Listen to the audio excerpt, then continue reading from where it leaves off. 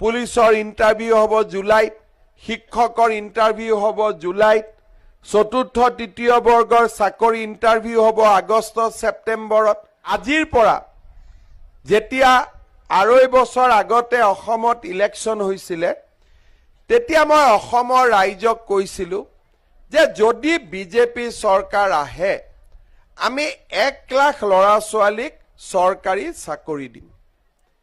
কোনেও মোক বিশ্বাস কৰা নাছিলে যে 1 লাখ চাকৰি ক'ৰ পৰা হ'ব।